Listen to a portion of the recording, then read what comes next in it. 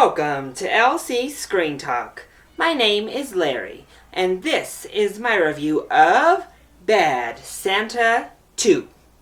So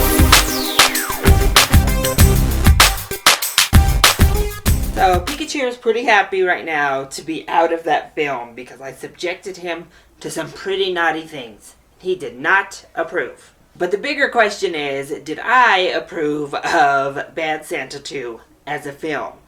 And the short answer is not so much. But I think this one is very much subjective to personal taste. So let's just go ahead and kick off with the things that I thought the movie actually did well.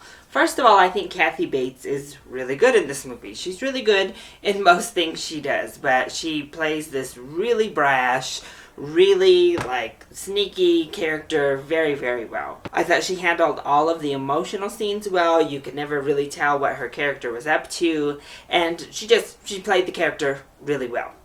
Billy Bob Thornton also played his character very well. Much like in the first film, he is this gruff, rough around the edges, kind of nasty guy with some sort of soul buried deep, deep down in there. And he keeps that characterization alive the entire time. We never forget that he's nasty, but we also never forget that he kind of is good somewhere in there.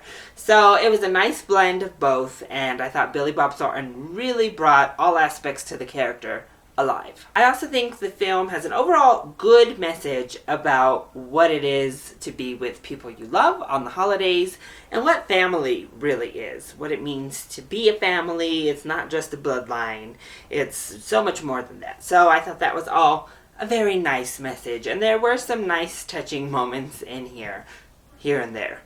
But overall, I just did not really care for Bad Santa 2. It is really raunchy. And raunchy in very, in your face, kind of unnecessary ways. And if you've seen the first one, you kind of know what you're getting coming in. I have Cole right here, where, humans are supposed to have a heart. So I should actually really like the Bad Santa movies. I like this dark, kind of mean humor, but these films they don't do it for me. They're unnecessarily, gross, unnecessarily sexual, and really bafflingly sexual, because Billy Bob Thornton's character gets a lot of action and gets a lot of really attractive women to be attracted to him when he has no money, no job, isn't really that good looking. There's no real appeal to him that should be attracting these really good looking women to him. But hey, so is Hollywood, right? The ugly, slobbish, rude guy gets the hot girl.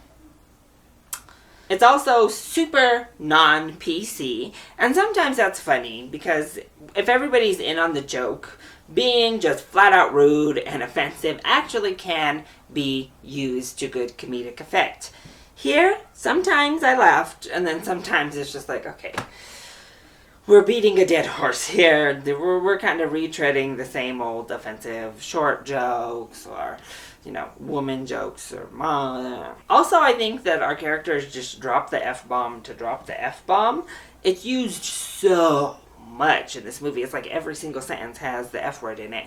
And it doesn't need it. It loses its impact. Again, cursing is used to great effect in comedy. When it's used in the right spots, when it's used for that nice effect in there, but when you're using it every other word, it loses all of its comedic power, and it loses all of its actual meaning. So, I don't know, there was just too many F-bombs in particular. I don't really think they cursed on the other ones nearly as much. And yeah, ultimately it comes down to a story that we don't really care about, and a plot that we don't really care about. A bunch of overacting from all of the peripheral characters, and just unrealistic characters all the way around. Almost none of these people feel like real people. They feel like big old caricatures. You would never meet them in real life.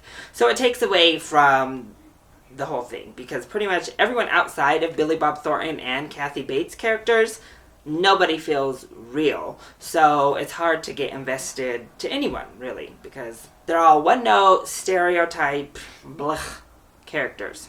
So overall, I personally did not care for Bad Santa 2. I chuckled a couple of times, but didn't really find it funny. I think honestly you can pretty much skip this one. At most, watch it for free on TV.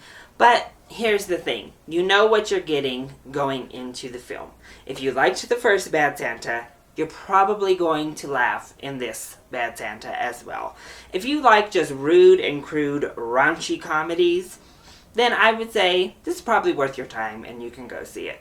For me personally, it's a skip, but to each their own, I guess. So, that has been my review of Bad Santa 2. I hope you enjoyed it. If you did, go ahead, click like down below and subscribe to the channel so you are always up to date on our latest videos.